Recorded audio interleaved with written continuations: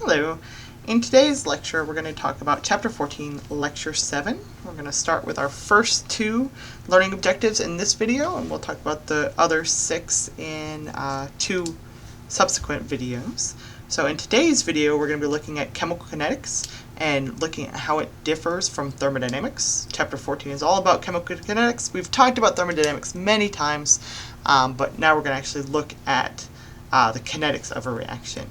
And we're also going to look at that chemical kinetics and how we can affect the chemical kinetics, what factors are going to affect our chemical kinetics.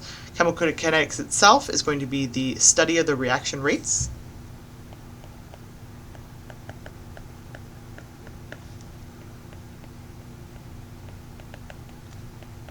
So we're looking at the speed at which a reaction occurs.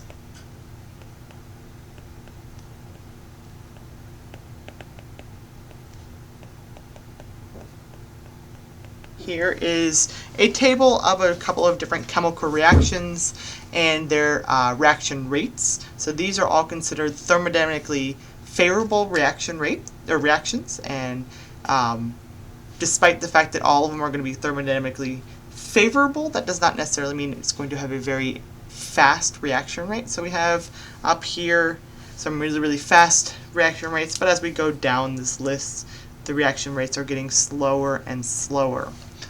But, you know, stuff like weathering of marble by acid or acid rain is a very slow process, but again, that does not mean that it's not thermodynamically favorable.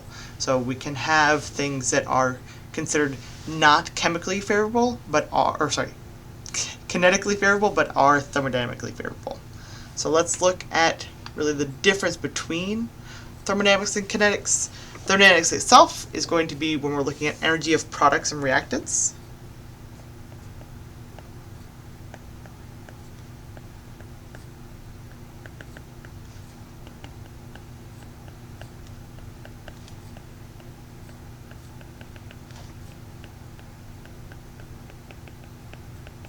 Okay, so anytime the energy of our reactants is higher than our products, it's going to be a spontaneous process, although sometimes not always true.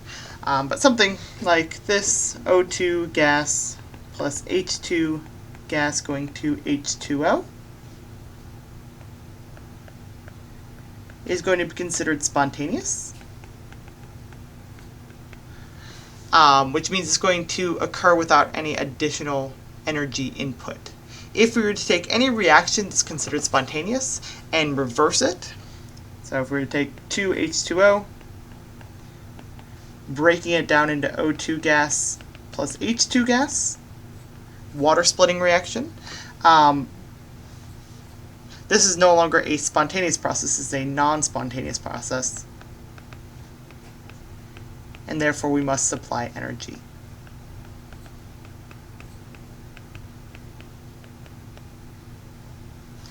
Okay.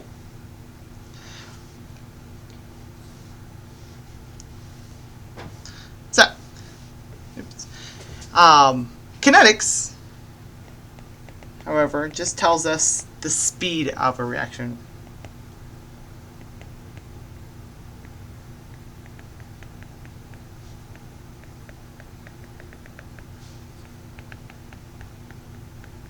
Okay, let's look a little bit more at these. So when we're talking about thermodynamics, we're talking about Gibbs free energy.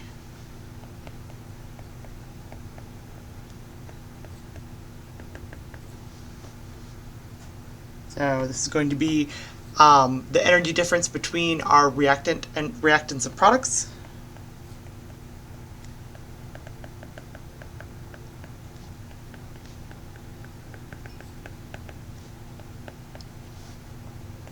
This is going to be based on Gibbs free energy. Right? So our Gibbs free energy itself tells us the stability of the products relative to the reactants.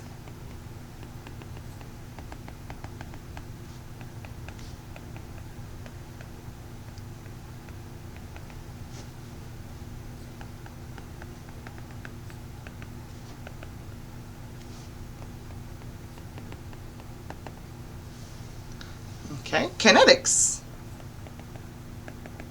Here we're talking about the reactivity of the reactants.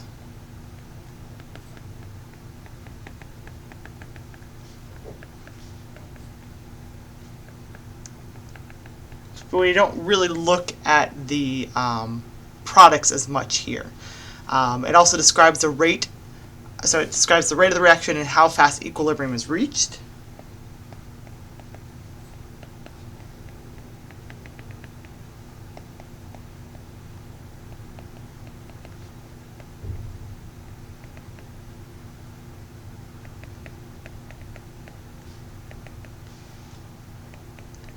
And it's going to take into account our activation energy for our reaction.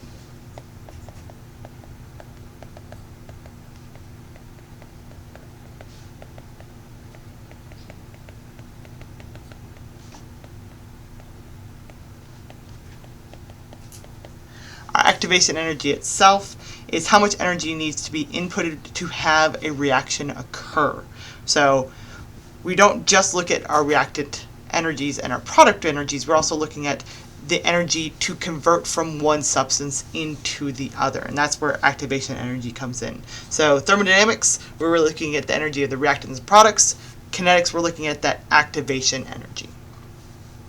Okay, so if we look at a reaction, we can look at it both whether it's thermodynamically favorable or kinetically favorable. So if we want to know if a reaction occurs or what we have to do in order to get a reaction to occur, the first thing we need to look at is if the reaction is thermodynamically favorable.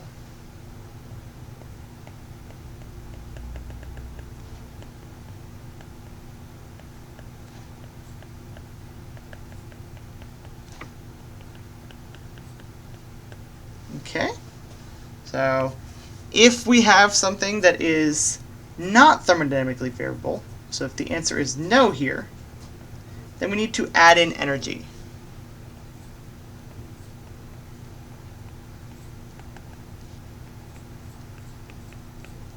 To get the reaction to occur. If the answer is yes, the next question is it kinetically favorable?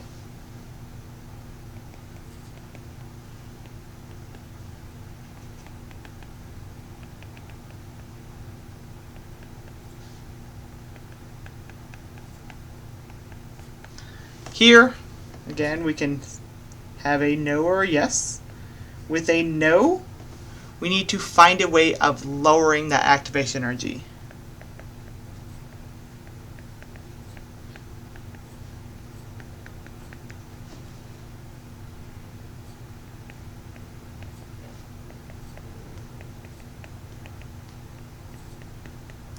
If the answer is yes, then the reaction will go.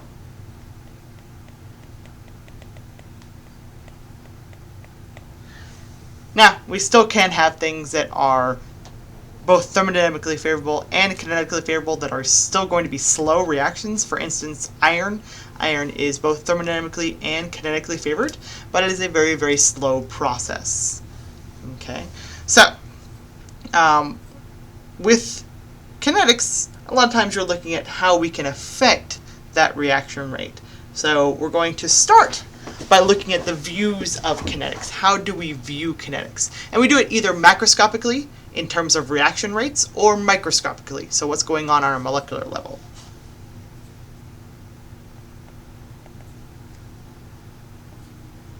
So macroscopically, this are reaction rates. And this is going to take into account collisions and concentrations and stuff like that. So what can we actually do to change our energies? And we can also look microscopically. So here, this is things we can calculate.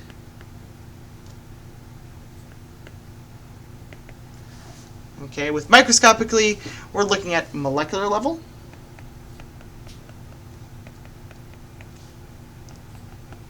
And with our molecular level, we're looking at two things: collision theory and our mechanism.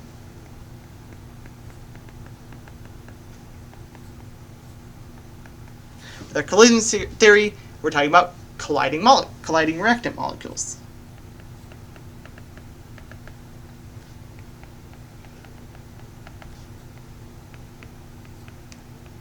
And then with our mechanism, we're looking at the molecules throughout the course of the reaction.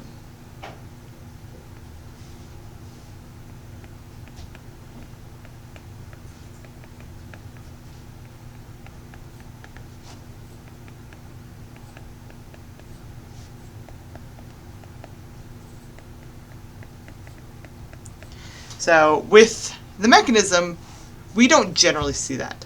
What we generally see is a chemical reaction which has our reactants and our products. But things occur in between the reactant and the product that we don't see with a chemical equation. And we're going to look very briefly at that with mechanisms in this chapter. Okay, let's see how much you guys have learned. Let's try filling in these blanks. So here, for a reaction to occur, what must be favorable? So we have both. Two things must be favorable in order for a reaction to occur, and this must be thermodynamically favorable and kinetically favorable. If we do not have a thermodynamically and kinetically favorable process, it will not occur. So, if we have a thermodynamically favorable process, it'll occur, but if it is not thermodynamically favorable, what must we do in order to get that reaction to occur? Hopefully, you know you need to add energy in order to get the reaction to occur. Now, if we are not kinetically favorable, we also need to do something. In this case, we need to decrease our activation energy. Okay? Okay. It's the end of learning objective 1. Let's move on to learning objective 2. Let's look at what's going to affect our reaction rates. So here, we're going to start with collision theory. So collision theory, we have reactant particles coming into contact with each other, and when they come into contact with each other, they will react, or they have the ability to react. So reacting molecules must come into contact with each other.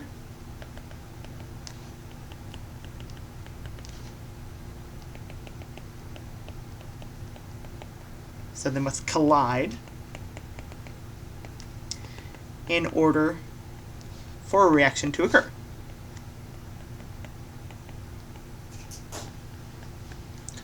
Okay, so we have two types of collisions. We have ineffective collisions.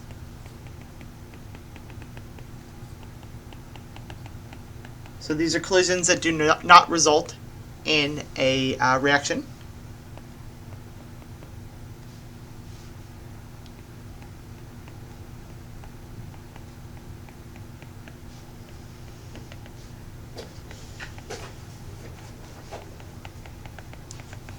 And we can have effective collisions. These will result in a reaction.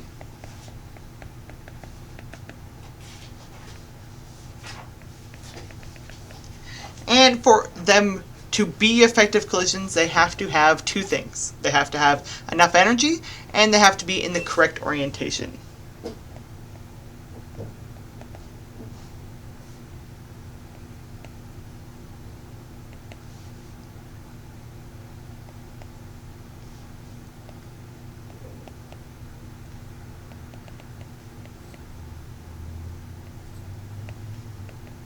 So we have to be energetic enough to break bonds.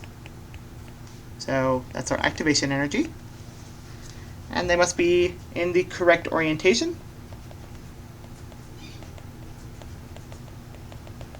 So if you have two atoms that are going to be forming a bond within your reaction, they have to come into contact with each other. So you could have two molecules where they collide and you don't have the correct atoms touching during the collision. That will result in an ineffective collision because the atoms that need to collide together are not.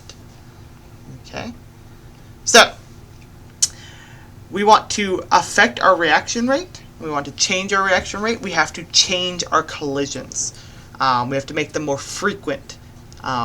We have to make them more effective in order to get our reaction rate to increase. So we look at a couple different ways to increase that reaction rate, to increase the amount of effective collisions we have.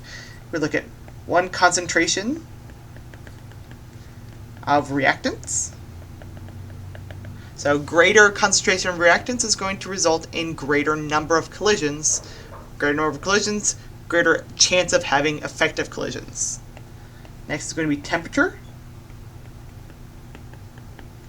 of reactants. The greater the temperature of the reactants, the more they're moving, the more likely they are to collide, or the more collisions that you will have, and more collisions, more likely to have a reaction occur. The presence of a catalyst. In the case of a catalyst, and we'll look at this more in detail, but in the case of a catalyst, it is going to take a molecule and put it in the correct orientation so that when a molecule comes in to collide, that collision will be in the correct orientation to have a reaction occur. And then we're going to look at the state of the reactants. And here we can look at the state of the reactants in two ways, either the state of matter. More energetic states, more fluid states are going to result in reactions that are going to occur more easily. Solid, not really going to occur, reactions are going to occur very efficiently, but liquids and gases, they have molecules that move and tumble and collide consistently, so you're going to have the ability to have collisions occur that are effective more likely to be effective, and they're going to have the correct amount of energy. And also this surface area. If you happen to have a solid in your reaction, the greater the surface area, the more likely that a colliding molecule can hit a molecule, so greater surface area, greater reaction rates. Okay, let's try and see what, if we understand kind of what learning objective was all about. So let's look at a burning split will burn more vigorously in pure oxygen than air because, why do we think it'll occur? So why is it that pure oxygen will have a greater effect on our reaction rate than air, which has a very small concentration of oxygen? So, is it because oxygen is a catalyst for combustion? No. Remember that it's CxHy plus ZO2 goes to CO2 plus H2O. Right? So it is not a catalyst, it's actually a reactant. Right? So, not that. Is it a product? Obviously not. Is a reactant in combustion? Concentration of oxygen is higher in pure oxygen than the air. That's definitely true. And these two are talking about nitrogen. Nitrogen's not even part of it, so we don't care about nitrogen at all. What we care about is the concentration of oxygen. The greater the concentration of oxygen, the greater collisions between oxygen and our hydrocarbon, the greater the reaction rate. Okay, that is the end here. Bye.